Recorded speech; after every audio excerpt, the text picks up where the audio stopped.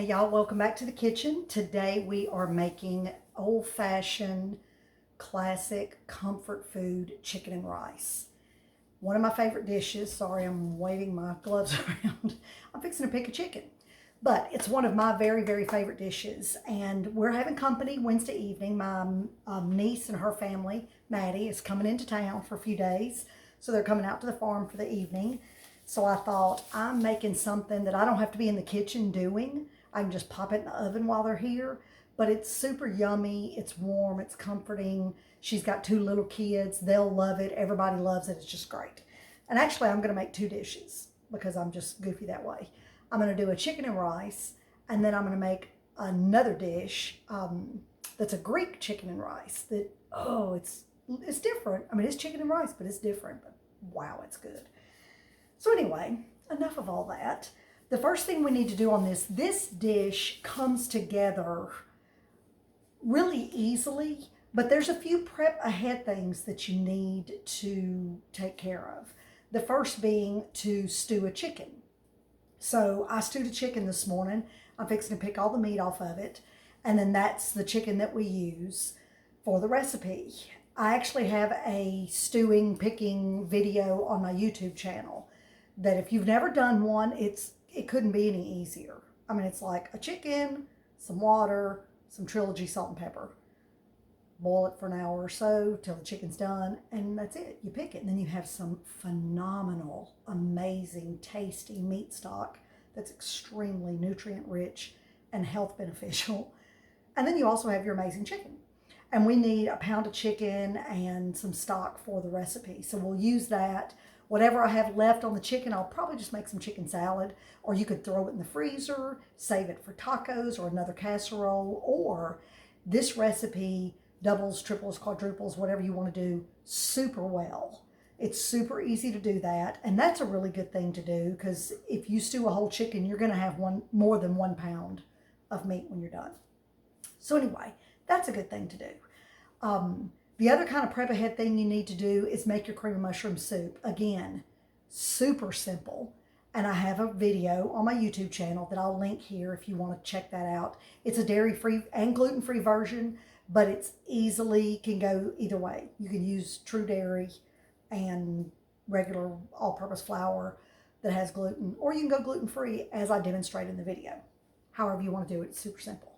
So those are kind of 2 bigger activities you need to get done before you can do the recipe. Once you have that, it comes together quick. It cooks quick. It's a good one.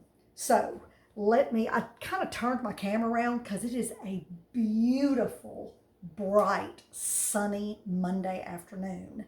So the sun was like through the window, and I was trying to avoid it freaking out the camera. But let me turn around here, and let's see if I can turn this down some. I want y'all to see. So this chicken was one of the chickens we raised, which is super exciting, y'all. I mean, I know I'm just a complete nerd about real food, but there's nothing better than knowing everything about your chicken minus the first day of its life. I mean, this chick was hatched at a hatchery, shipped to us, and I knew it from then to now. So that's pretty exciting to me. I think, maybe kind of weird. If you ever get a chance to be a part of raising some fresh chicken or going and helping someone butcher chickens, I encourage you to do it. It's a fun, and I know that sounds a little creepy, but it's a really fun activity. And we're so far removed from our food as a culture that it's just crazy, crazy, crazy. See, can I turn that a little bit? There we go. So one thing you'll notice, so I might have picked a little bit off of that, but our chickens are missing the wings because when we package our chickens in the freezer, a lot of times we'll cut the wings off and package them separate so that we can have wings. And then sometimes I'll take the leg quarters off and package those separate, just do the body cavity. I mean, I do whatever I want to do. It's my whole chicken. I can do what I want. But I'll still have plenty of meat for what I'm doing here. And as I go through, and I'm not going to make y'all watch this whole process, but as I go through and pick, I will keep the skin and any of the little like cartilage chunks, like, you know, depending on how cooked it is, if you can pop off that joint, that's an awesome thing. But, and give it to the dogs. They love it. And it's super good for them. So I don't give them cooked chicken bones because they can splinter and get in their throat, and that's not really a good thing. But all the rest of the stuff, absolutely. So anyway, I'm going to pause, get this all picked, and I'll be back in just a second. I'll tell you, I was just sitting here thinking while I was picking on this. This is really a great thing to do on a nasty, rainy, cold, icky weekend or evening that you can't get out and do anything, can't go outside.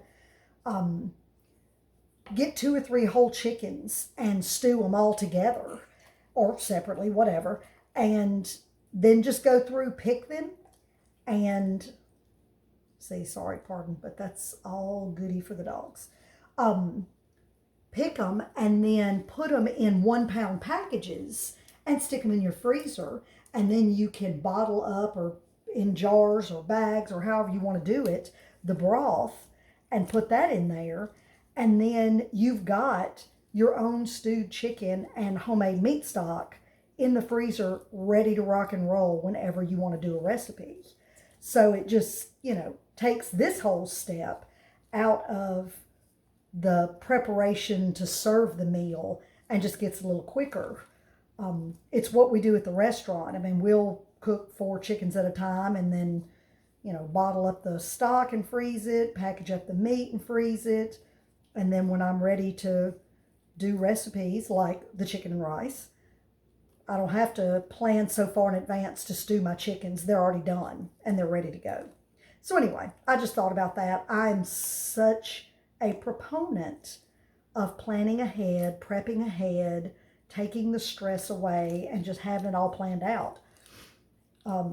It sure makes cooking a lot more fun and a lot easier. So just thought I'd throw that out there. But see, I'm going to take all these googly bits that are soft and give them to the doggies. And they're, well, that's actually meat. They're going to be super happy with me. So I'll be back and not babble through this whole chicken picking exercise. Okay, so I got my chicken picked and I weighed out 1 pound of chicken. Now here's another little thing I'll tell you. When I'm putting stuff in the freezer, I'll just pick off in big, huge chunks like that, and I don't break it up. I'll mix the dark and the white meat together and then package it just like this.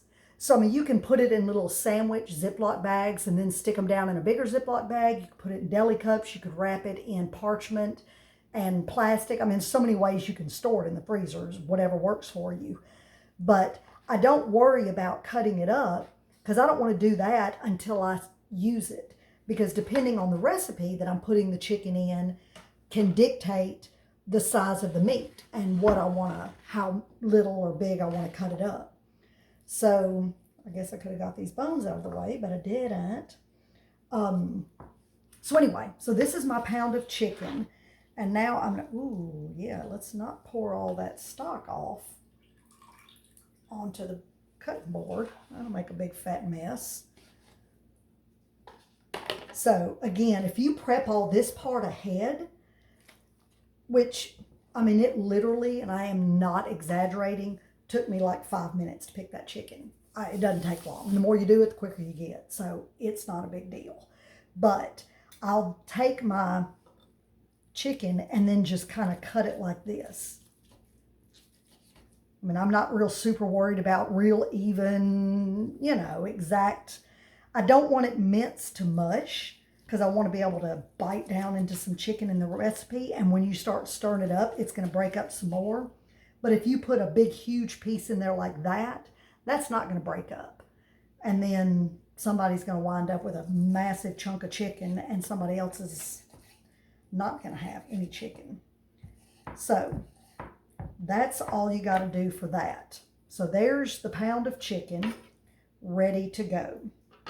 So let me clean my hands up and I'll be right back.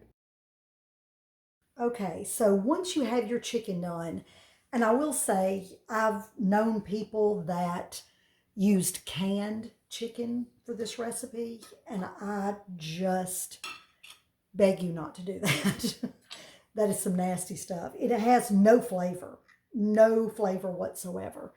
So if you want a very bland dish, then go for it. But I would not recommend canned chicken. So anyway, stewing your own is the best way to do it. And like I said, it takes a little bit of time because it takes about an hour for it to cook. But you're off doing other things while that's happening. So it's not a big deal. But anyway, so once our chicken's done and our cream of mushroom soup, the first thing you want to do is cook a cup of rice. So I've done that already. My rice is here, cooked, ready to go. And I'll tell you, my kind of foolproof way of cooking rice is 2 cups of water, bring it to a boil, dump in a cup of rice, stir it, turn the fire down very low, let it simmer for about 22 minutes. And you may have to kind of work with that and check it on your own stove to get it to, you know, the right length of time. So I'd say 20 to 24 minutes, depending on how hot your stove is, etc., etc. Mine takes about 22. Cut it off, let it rest for 5 minutes with the lid on, and that's it. I mean, it can't get any simpler than that. So 2 cups of water, 1 cup of rice. Turn down very, very low, put a lid on 20 to 22 minutes, turn the fire off, rest 5 minutes, and you have perfect rice every time. So, anywho, that's our rice. It's ready to go.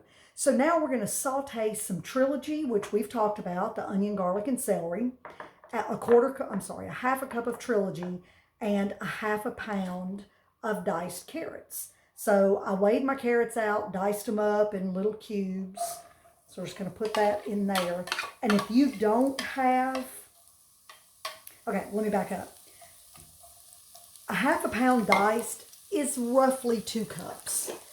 So if you don't have a scale, you can do, you know, maybe just a little shy of 2 cups. Putting in my half cup of trilogy here. But I really encourage you to invest, oh, here we go with the splatter central.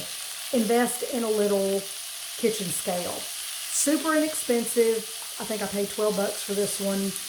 And it's a great tool to have in the kitchen. Okay, so we're going to saute.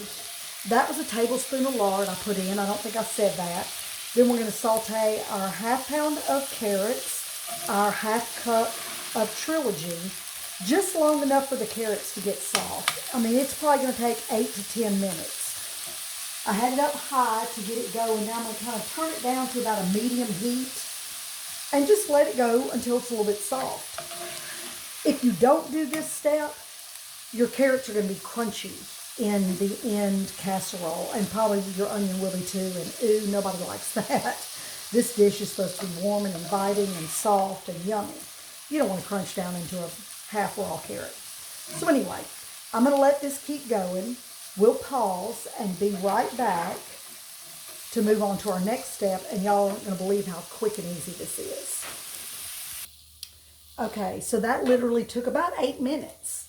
And you just want to get it, excuse me, until you can just kind of get, you know, your spoon or whatever you're using to stir up with through. You don't want it super soft, but you don't want any crunch left. So that's all ready. While that was doing, I greased up my 9x13 casserole dish. So that's ready to go. So now we're basically just going to dump everything together, and in the pan it goes. So we're going to add our pound of stewed chicken that we rough chopped. Get that in there.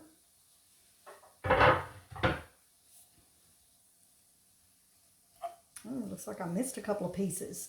But you know what? It's okay. It's tender enough I can cut it with a, dang. I boogered that up, didn't I? Didn't pay close enough attention. So I got some bigger chunks than I would care to have.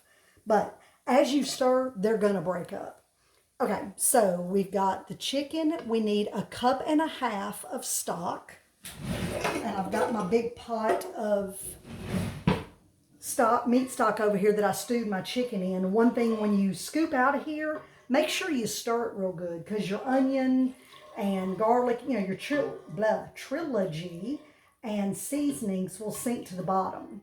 So you don't want to just put the bland top part of the stock in there. You want it mixed up real good. And that's something when you're packaging to put in the freezer, you want to do the same thing. I mean, every few minutes, just stir it, because otherwise you'll start putting into containers and your first few containers will be really kind of watery, diluted stock. And then your last containers will be full of onions and seasoning, and they'll probably be good, but your first ones will be very bland, and you don't want that. So anyway, all right, so we got our chicken, our stock. We're going to add our rice. This is our 1 cup of cooked rice, and I've just used a short grain brown rice. You can use whatever you like. Typically, I prefer basmati rice. I just really like the taste of it, but I didn't have any. So we're going with the short grain brown, and it's going to be good. All right, then we've got our little 10-ounce container of cream of mushroom soup. I dumped it in my measuring cup because it just didn't look quite like it was enough, but it was. So I was just second guessing myself. So there's our cream of mushroom. And then you want a 1/4 teaspoon of salt and pepper. And I thought I had my measuring spoons out here. All right, so there's the pepper.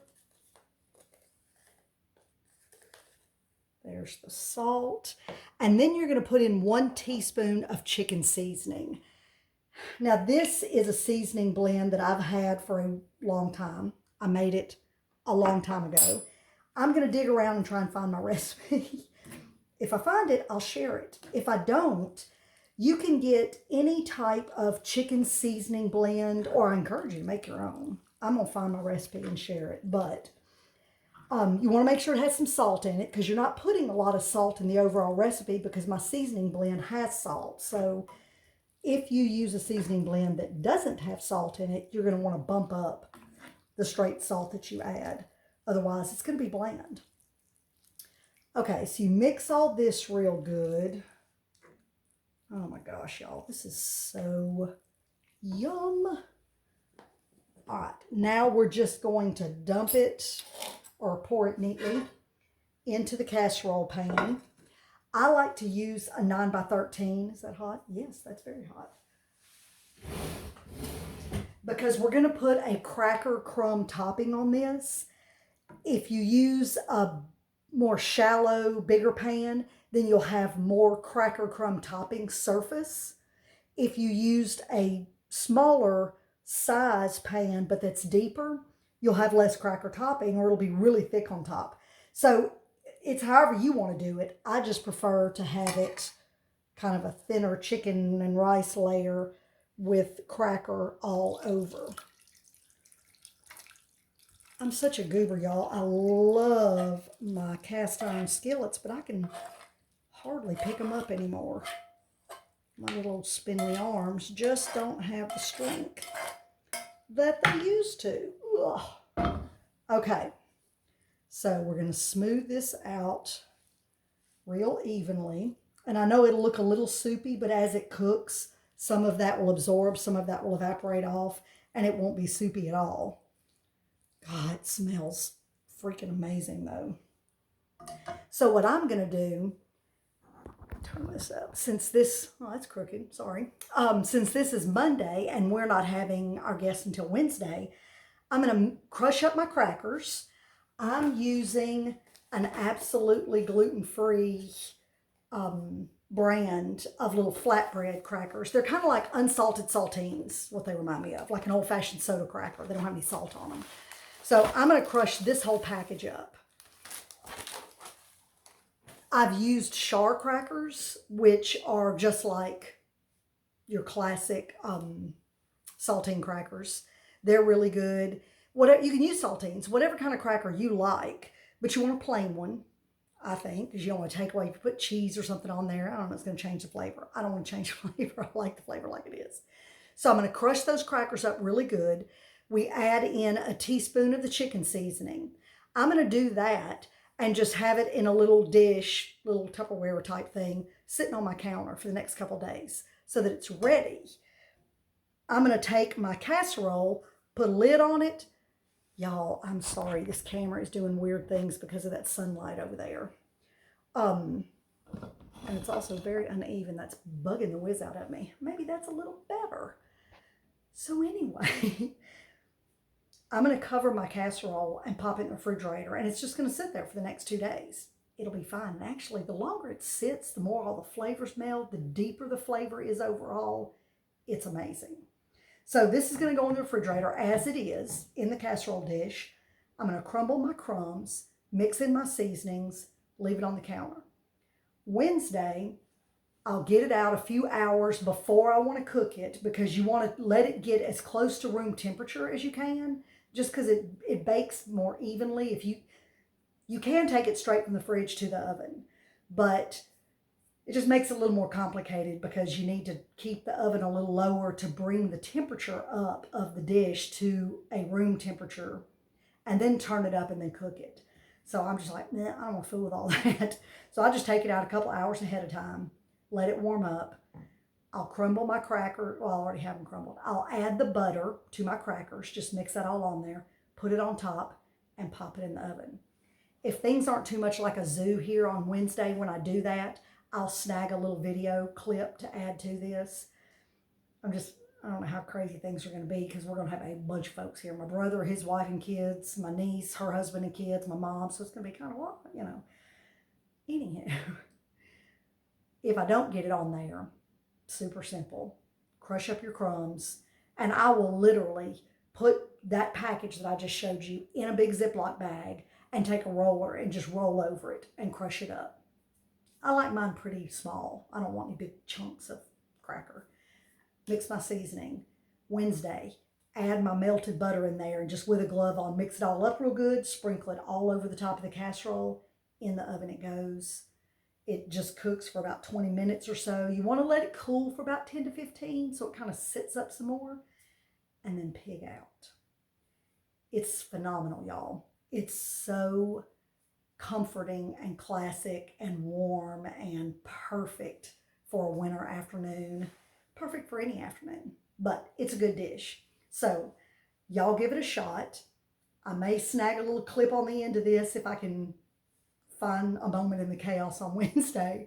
If not, I'm sure y'all can handle crumbling up some crackers without my video. But give this dish a try. I think you'll really like it. You see, it makes quite a bit. So you could make one recipe, cut it in half, freeze half, bake the other half. However you want, or double it and do 3 in the freezer and bake a quarter. I mean, however you want to do it. It works beautifully so many ways. If I'm going to freeze mine, I don't bake it. I get it to this point. I don't put the crumbs on it because I don't want my crackers to be soggy. I want to be a little crunchy. So I would take it just as it is, pop it in the freezer. And then whenever I decide I want to cook it, pull it out, let it thaw, buttered crumbs on top, in the oven it goes. And that's all there is to it. Y'all give it a shot. Comforting, classic, old-fashioned chicken and rice. See you here on the next video. Let me know what you think. Y'all give it a shot. Okay, we are back to finish up the chicken and rice. So it's a couple days later. This has been in the refrigerator. It's going to be freaking amazing. And I've got my crushed up cracker crumbs and a half a cup of melted butter and my seasoning mix. So I'm just going to toss this really well. And then it's going to get sprinkled on top. And then this will pop in a 350-degree oven for about 20 minutes. And then you want to let it sit for a few minutes. When it comes out, it just kind of helps it hold together so it serves more as a slice and not as much of a pile. Not going to change the taste at all.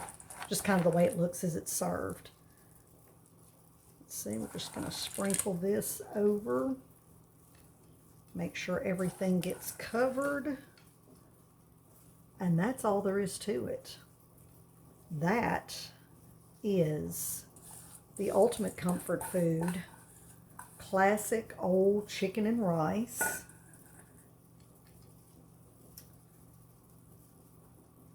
And y'all give this a shot. You will love it. It is so tasty. So I'm doing this. I've got the Greek chicken and rice I'm doing, which is also another video. And then I'm going to make an Italian salad, which is a video on my YouTube channel that is to die for. And that's supper. So y'all give it a shot. Let me know what you think. See you here at the next video.